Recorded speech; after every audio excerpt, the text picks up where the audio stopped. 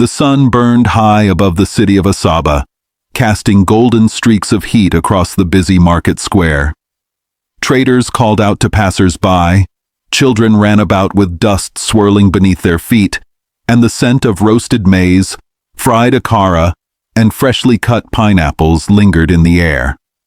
In a small corner of the market, beside a rusted fence with fading election posters, sat Urena.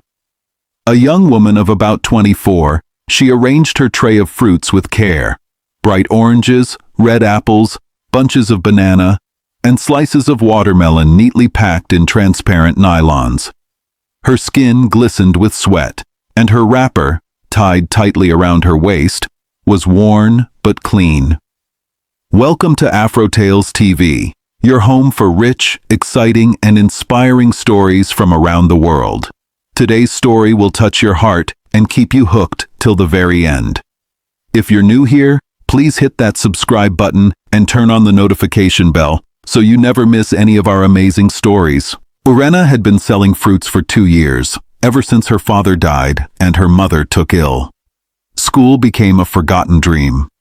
The girl who once came top in class at Immaculate Girls Secondary School was now the fruit girl at Ogbeogonogo Market. She didn't complain much. She had learned to keep her head down. She woke by 5 a.m., prayed, bathed her mother, prepared fruits, and carried her tray to the market. Her dream of becoming a nutritionist was tucked somewhere deep in her heart, buried under layers of hardship. But that day, everything changed. A black Toyota Corolla with tinted windows pulled into the edge of the market. A woman in high heels and braided wig stepped out, holding a pink designer handbag. She wore long lashes, bright makeup, and perfume that floated through the dusty air like an announcement. People turned to look at her. She walked with the kind of confidence that said, "I own this city." Urena froze. Her heart skipped a beat. It was Pamela. Pamela, the girl who used to sit beside her in secondary school. The same Pamela who used to copy her assignment and borrow her ruler. They had parted ways after SS3. Rumors had it that Pamela had married a wealthy older man who sponsored her lifestyle. Urena turned her face away quickly, hoping Pamela wouldn't recognize her. But life, oh life, always had its own script. "Wait!" Pamela shouted. "Is this not, Urena?" Urena turned, smiling faintly. "Pamela, good afternoon." Pamela burst out laughing.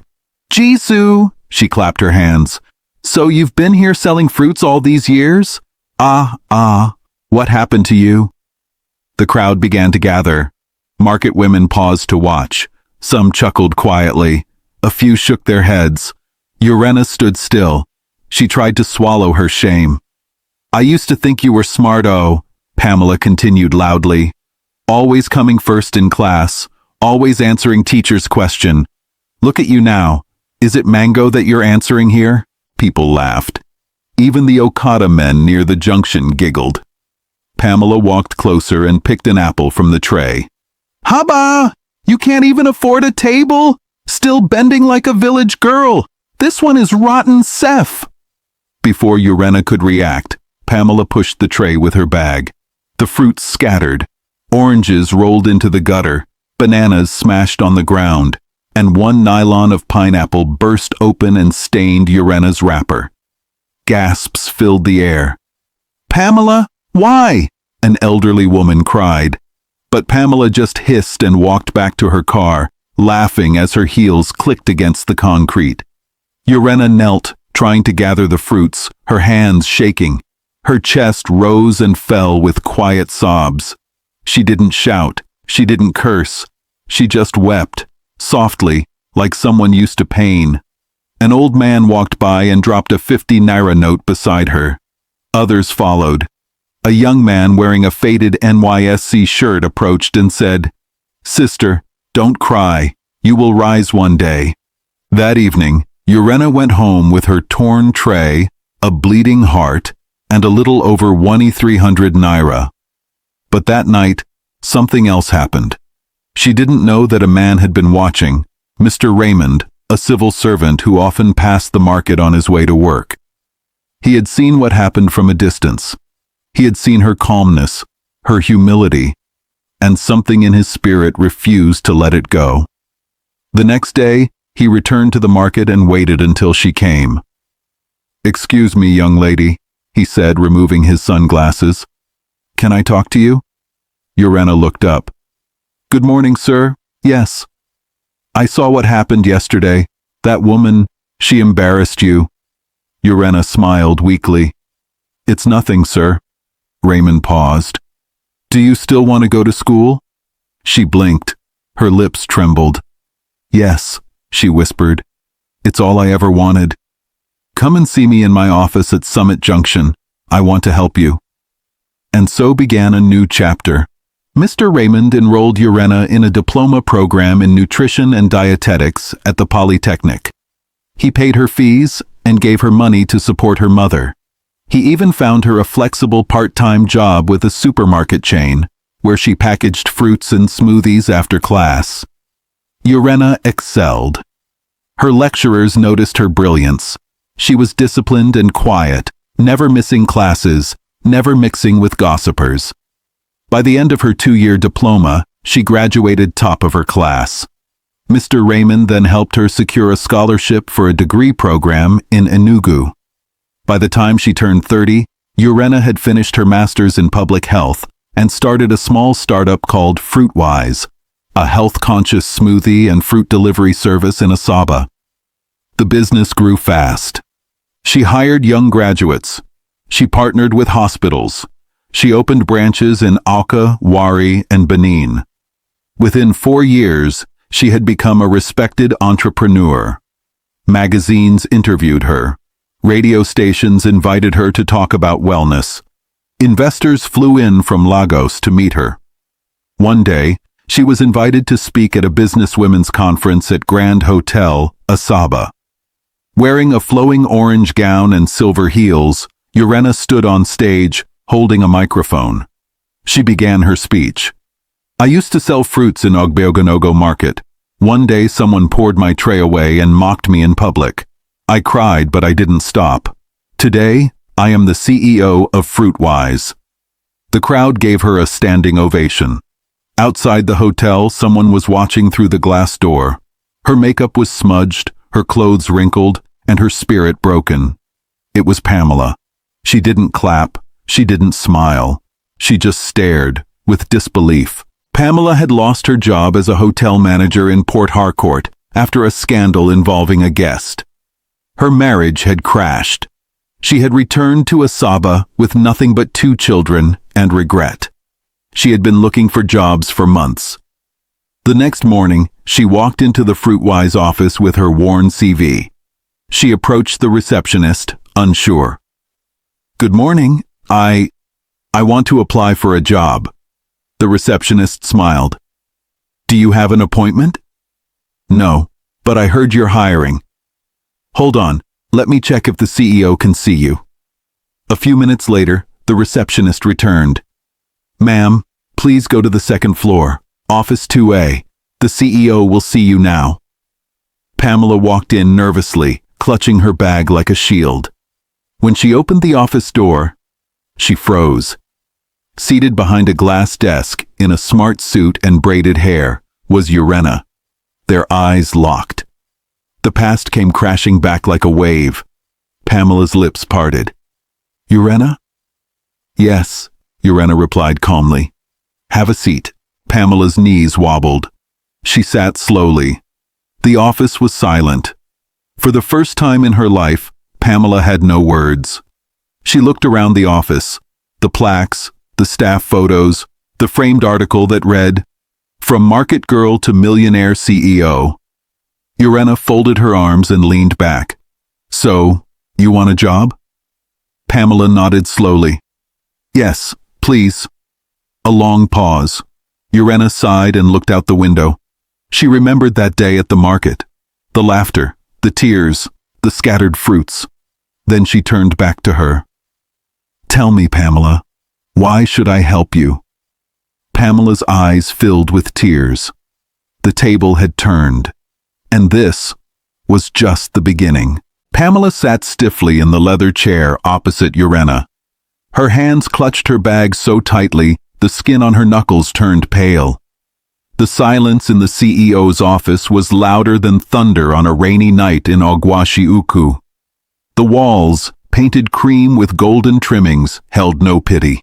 The air conditioner hummed softly, but sweat still gathered at the nape of her neck.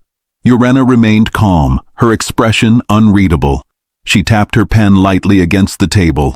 Tap, tap, tap. Pamela cleared her throat. Urena, I know you remember what happened. I'm sorry. I don't even know where to start. Urena looked up, her eyes sharp but not unkind. You don't know where to start?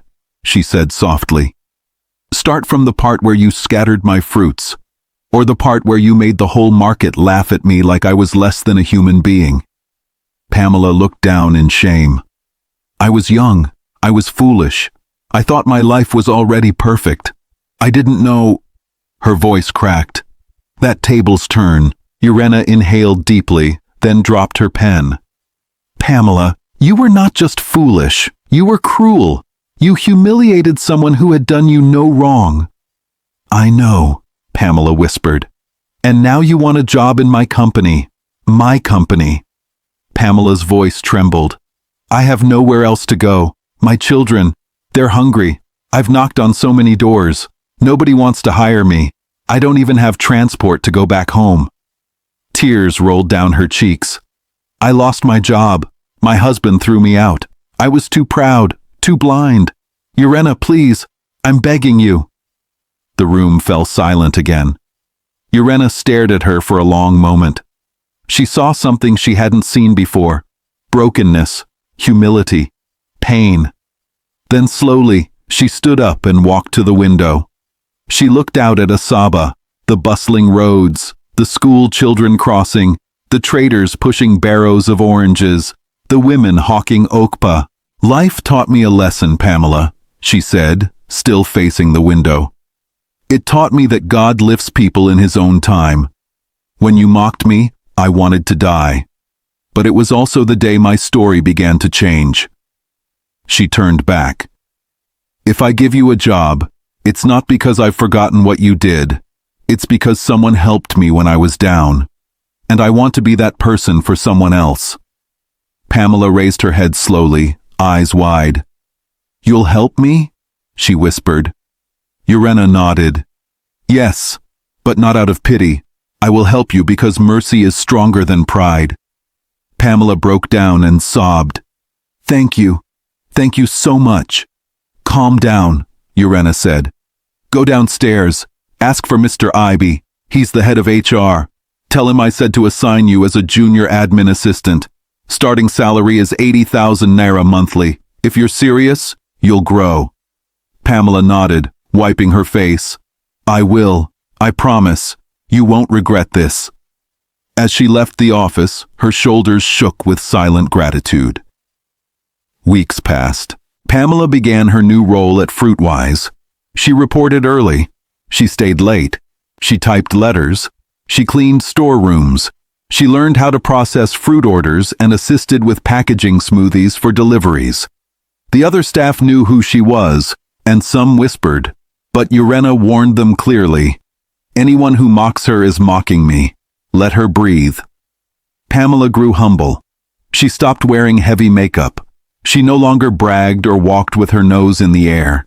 She saved every kobo and began sending money to her mother, who was taking care of her children in Ibusa. Then one day, something happened that shook the company.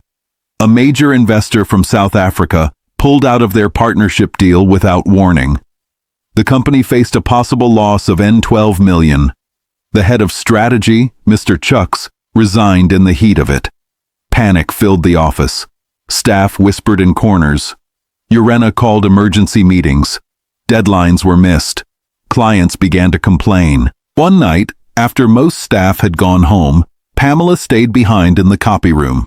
She had been reading the investment proposal files, trying to understand what went wrong. She noticed something odd. One of the budget documents used the wrong figures.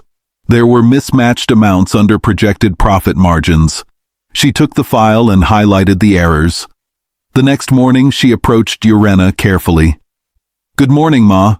Sorry to disturb, but I think I found something in the investor file." Urena, tired and drained, took the paper and glanced through it. Her eyes widened. "Who did this?" "I don't know, but it's been in all the documents we sent to the investors." Urena called her accountant and cross-checked the figures. Indeed, it was a major error, one that had caused the investors to think Fruitwise was overvalued. She quickly sent an apology and corrected version to the South African firm. 3 days later, the investors responded. They were impressed by the honesty. They agreed to resume the partnership on better terms. The entire office erupted with joy. Pamela became a quiet hero. At the next staff meeting, Urena stood at the podium and addressed the team. "Sometimes the people we least expect bring the biggest change. Pamela, thank you for saving our company from disaster. You showed that second chances matter." The staff clapped. Pamela smiled shyly. Later that day, Urena called her into the office again. "You're no longer a junior assistant," she said. "I'm promoting you to executive office assistant.